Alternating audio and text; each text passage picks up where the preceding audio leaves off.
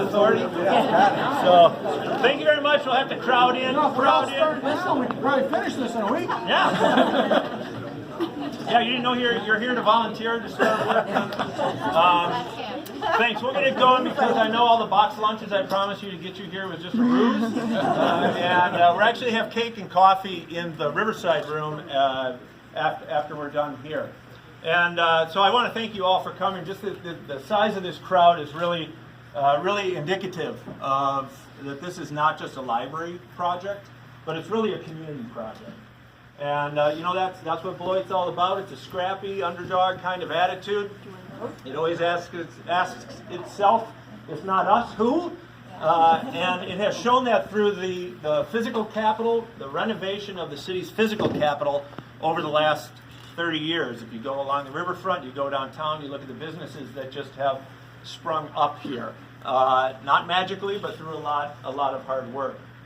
Now there seems to be a second wave of this renaissance that looks at the human capital. Again, if not us, who? And we've seen this recently. We see it with the Career Tech Ed program over at the high school, on the high school campus.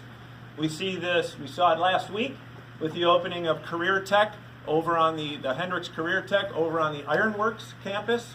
And now we see that here at the library with the Blender. And I would expand on that even further by saying, because of the library's relationships with community action and the things that are happening there with the Blackhawk Technical College and the things that are happening there and programs that we're working with them on and expanding on, I would call this the Eclipse Center campus, and that there's a lot of exciting things happening here as well. People have asked, is this the Blender Cafe, Blackhawk Technical College, the high school, all these partnerships. The Blender is going to be a feeder system. The human capital element is going to be a feeder system for the hospitality program at the high school. And then we hope what they learn here while at the Blender, they can take on, if they choose, and go to Blackhawk Technical College and the culinary arts program. Or they go in, and then from there go into business in the food industry. Or maybe they don't go into the food industry and they take the skills and the experiences that they've learned here at the Blender, the responsibilities, the attitudes, the behaviors, and they take that into any area of work that they choose to go into. People have asked if this is a program or is it a business? And we've said it's both, because the business has to succeed in order for the program to succeed. We can't just run it and pay the bills on good intentions. We really have to make sure that the business part of it succeeds. Success ultimately is going to be if people come into the Blender and just leave saying they had an amazing dining experience and they don't know anything about the story that all of you know about if you've read in the paper that you're going to learn today. So that to me, that is really what success is going to be. But let's hear about the story now, and I would like to introduce Tony Capozziello. He is over at Beloit Memorial High School, and he was integral to this from the beginning as heading up the hospitality program, teaching the kids that feeder system. And one last word before how I met Tony. Missy Henderson, I know she's over here, there she is. When we first started talking about a cafe here, Missy immediately grabbed me and said, you got to come over to the hospitality program and meet Tony Capozziello. And once I did, we knew the direction that this was going to head. We didn't know it was going to end up quite like this, and with all the partnerships, but we knew that it had to be a partnership with the high school and the library, and that just made sense from both of our missions. So I'll let Tony take it from there. Tony.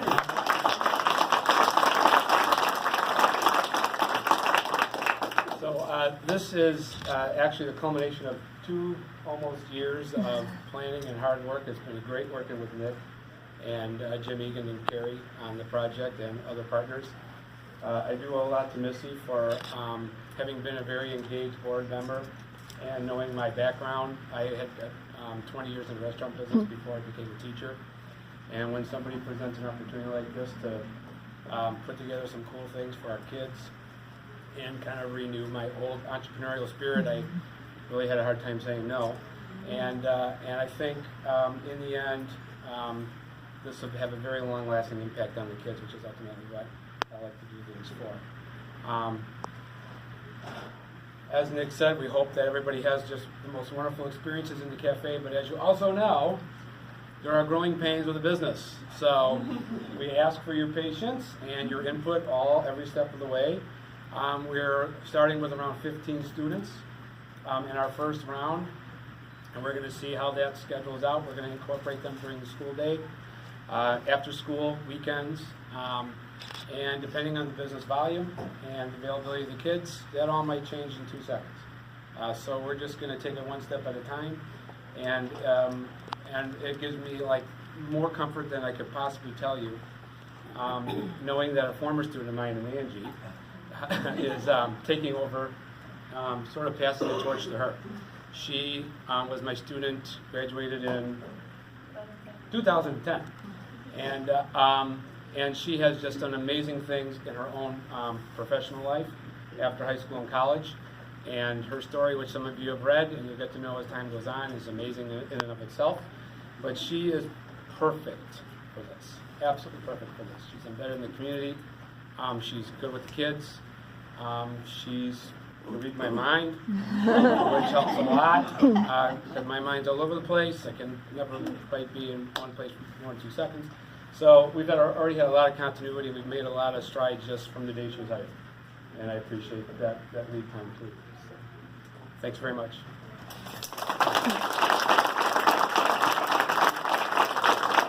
So the next chapter or part of this story, we're in a library, we got to stick with the metaphor here, right? So the next chapter in this story was taking the idea, the vision, and once we had the high school and that part figured out, the next thing was to turn to the city, and our new city manager at that time, Lori Luther, and say, Lori, here's the idea. Here's what we're going to do. We just need some money, and for the capital to be able to kick this off. And we didn't look to the city to say that the city had to pay for everything. We knew that wasn't possible. That's just not possible. But it was a key next step in moving the project along. So, Lori Luther. Thank you. Thank you all for coming. This is really an exciting day as we begin the process of getting construction underway to have the blender open. I can tell you that this is really an exciting public-private partnership. There's been private fundraising. We have our partners with the school district and with Kerry, and we're so grateful for that. I've made it no secret that the library is my favorite city facility. I'm sorry. All the other spaces, but this started when I was very young, and when I was a very, very young person, I kind of grew up in our local library. And I wish I had patented the idea, but it always seemed a little strange to me that there weren't more comfy spots to sit, and I couldn't bring my snacks with me, and I just wasn't really supportive of those rules. If I had thought that through a bit, maybe Barnes & Noble could have been a Luther sort of a thing, but needless to say, I think the more welcoming and open that we can make our libraries, the more spaces we have for the public to enjoy, the better for our entire community. So, with Nick's creativity and leadership, we were able to bring this to this point in time and see it move forward. So thank you to all of our partners. Thank you for being here, and I wholeheartedly look forward to the grand opening.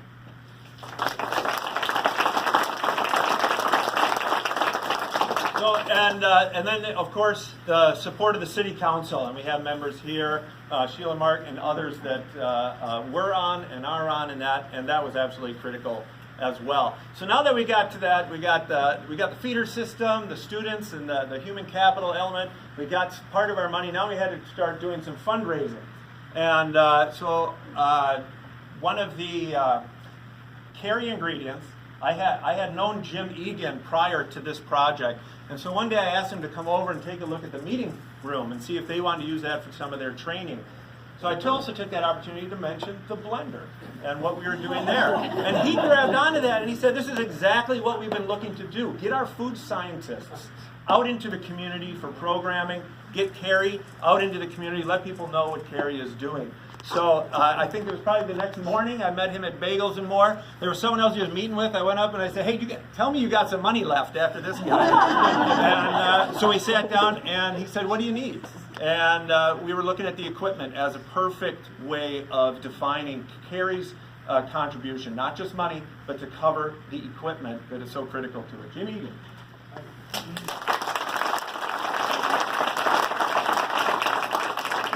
I stand here before you, one of 750 people that are up on the hill, working every day to delight and nourish you and consumers around the world. So we are a global company, and what we like to do is bring great taste and nutrition together. And so that is our call. That is what we do. And so when Nick and Tony sat down and said to me, listen, we're thinking about doing something like this, the blender here in town, I didn't have to think twice. I brought it to the organization, I brought it to the executive group, and they immediately said, absolutely. There's reasons why we signed up for this. Now, granted, we are your community partner, right? We're part of this community. We live here, we work here, and we sponsor a lot of events. This particular event is close to our home, our house. What is it? Our heart. So, and our stomachs, and our stomachs. And so, one of the things that we are so proud of is being a part of Wisconsin. Not just being a part of Beloit, being a part of Wisconsin. Wisconsin has this rich heritage in food and in food production. And so, if we can keep the energy going, if we can spark an idea in the young kids about helping delight and nourish people through food service, and we can extend our knowledge of that to them to make naturally healthy food from food for food. That's what Kerry's all about, and we wanted to be a part of that. So I do want to thank Nick for bringing us on board. I want to thank Tony and Angela from the school's perspective, because that's the future workforce in food production and food manufacturing and food service.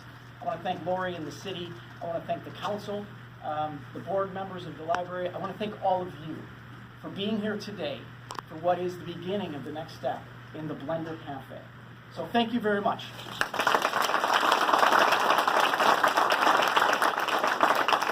So then with Kerry as that just critical lead donation, we were able to turn around and look at some of the other organizations, but individuals. And so I wanted to just, I'll probably, if I forget someone, forgive me, but I probably can't do worse than the Oscars last night.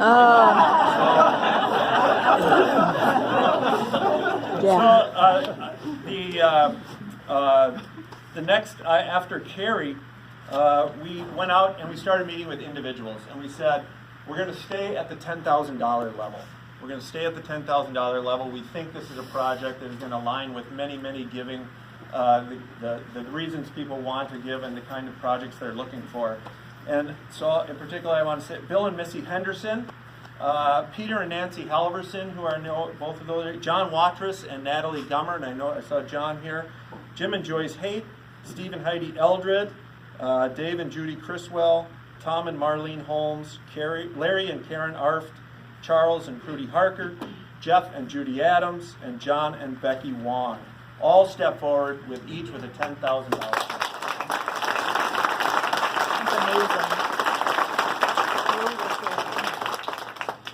Starbucks has been in this all along. They donated all the furniture that's in there. I'm driving to U-Haul up to Kenosha on Wednesday night and picking up more furniture. And the Lions came on and they said they're going to take the furniture, they're going to strip it down and get it fixed up. It's incredible. Flying Pig donated a sandwich prep case. So people ask me, what are the businesses downtown? They think it's great. I saw Dave this morning at Bagels More, and he said, Nick. He came out, I was leaving, and he came running out in the parking lot and said, hey, I ran the numbers. I don't know how he got the numbers, but he said, I ran your numbers, and I think this is going to be really successful. I think it's going to be really successful. And more businesses that are successful in Beloit helps everyone. So I thought that was just fabulous. And after we did the Library Foundation, $10,000, the Friends at Beloit Fable, $10,000. We have many of those members here, and the Rotary Club of Beloit. Thanks, Bill, for your leadership on that. Also, $10,000 donorship. Then, after we had all that, that's when we turned and said, okay, there's another group in Beloit that we know is doing this in many different areas, and so that's when I started working with Lisa Furseth, the Hendricks Family Foundation, and we have Kim Hendricks here as well. We went and approached them and said, we've got all this other support. You are the last piece to the puzzle. and we asked for operational costs to get us up and running. So when we start even. We don't start in debt. And Hendricks Family Foundation said, that sounds good. We'll give you $80,000. Come back for another 20 if you need it, and you can prove that you're actually going to be doing the right things with it. And we said that's exactly what we want to hear. So thank you very much.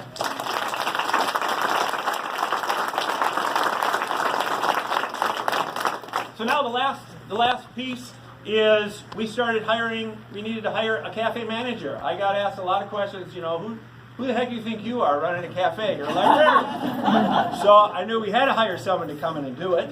And we put it out, but as Tony already alluded to, we found the absolutely perfect person. The story of this project has been incredible from the beginning, and this is just the topping on it. And I want to introduce Angela Sanchez. She's our new cafe manager. I've been feeling a little separation anxiety as she starts to grab things and say, I got that covered. No, wait, you need me. Angela Sanchez.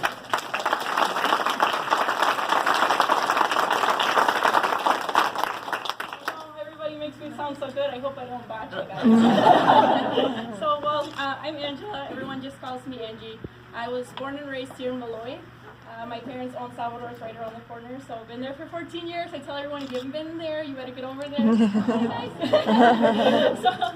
I graduated from Beloit Memorial High School in 2010, and like Mr. C said, he's been stuck with me since freshman year. And I always tell everybody, if it wasn't for Mr. C, I wouldn't have done half the things that I did. Mr. C is the one that used to take my cell phone away freshman year. And it's in my pocket now, so you can't take it. But we used to fight up sometimes. But junior year, I had him for the hospitality courses, and I ended up with him again in co-op for senior year. And thanks to him, I ended up going to the University of Wisconsin-Stout to study hospitality management, and I ended up with a minor in business. And from college, I went, and I've been living, I moved now. I was living in Wisconsin Dells, and I was a food and beverage manager at the Wilderness Hotel and Golf Resort. So if you haven't been there, if you've heard of it, you know Wilderness is very, very big. And I was directly in charge of running the new outlet they had, which was the Klondike Boardwalk. They had 3 outlets in one. It was the Klondike Pizza Kitchen, which is the resort's only food delivery. And then we had Klondike Cakes Libation, so full service bar, and then Yukon Yogurt was their frozen yogurt shop. And then when Eric decided that, okay, she knows what she's doing, we're just going to throw her on everywhere else. So you're going to be in charge of running all the outlets on the resort territory. So I was constantly on the run all the time, and it would be cool when I would see my Fitbit and said, oh, you did 11 miles today. You did it, okay. About the end of July, I ended up moving back home because I wanted to help my parents at the restaurant again. So I was cooking on the line with my dad, and then I was serving tables in the front. So that's what I've done since I was little. When I was 10 and I couldn't see the register and I had my own step stool. So naturally, hospitality's kind of been in my blood. So I told Mr. C when I finally told him I was back in Beloit, like, hey, I think I want to work at BLM. I want to work with students at the Beloit Learning Academy, because I was like, if I can help somebody like you helped me, then I did something right. Like, I want to be somebody's Mr. C. He's like, if you want to do that, he's like, that sounds great, but you should look into this opportunity. And that's when the blender came into my life, and this is where I am now.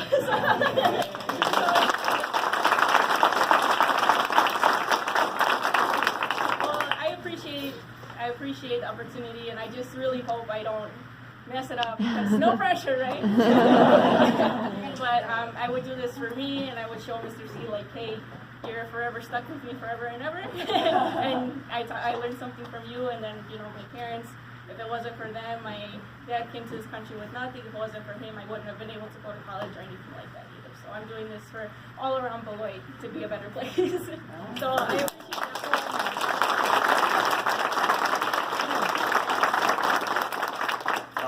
So she's off and running with it. You can see there's a big success bubble above her head. I have to remind her every now and then, you still report to me, though. So lastly, with the library board, 2 years ago, as Tony said, we brought this vision forward, 3 phases. This is the first phase, and we're finishing it. If you want to know about 2 and 3, you can ask me afterwards. But this is the first phase, and we're finishing it. Thank you to the library board. And then library staff. So none of this would be happening if we didn't have such great library staff. Dennis Murphy wrote an article or a letter to the editor in the newspaper that was in there a few days ago, and he said, Beloit's got a lot of assets, but the library is one of its most important, and the staff are fabulous. So thanks to the library staff for all that.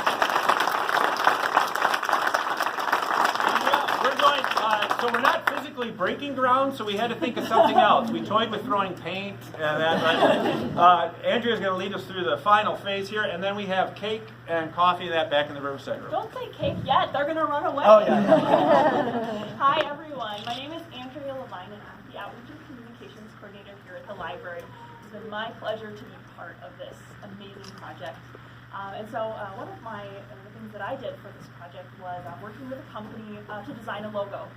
And they came to us with 10 different designs for a logo, and I put it out to a bunch of different people, staff, and got everyone's feedback. And we had one logo that just rose to the top that everybody really loved. Angie sent it over to the students in the hospitality program and had them take a survey and decide which one they liked. And they voted for the same logo overwhelmingly. So it's, okay, hands down, this is the logo we're going with. So I'm really pleased to be able to unveil that logo today. And then we have a big poster with the logo on it that we want all of the donors and partners to sign. So we have just kind of a moment in time of everybody who came together to make this project happen. So I'm going to unveil the logo. I encourage you all to come a little closer to see it or to plow past after we finish speaking. Then I also encourage the donors and the partners to come up after. If you have to leave right away, come up after to sign. Otherwise, we'll bring the poster into the Riverside room and you can sign at that time. Thank you. Drum roll. Drum roll.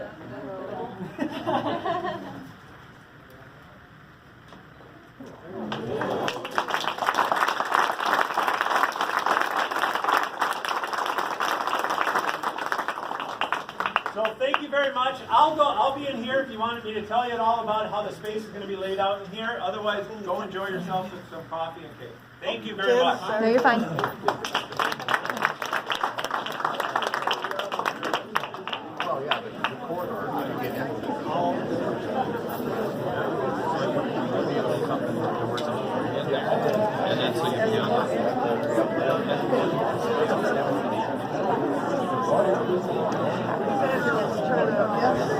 Yes.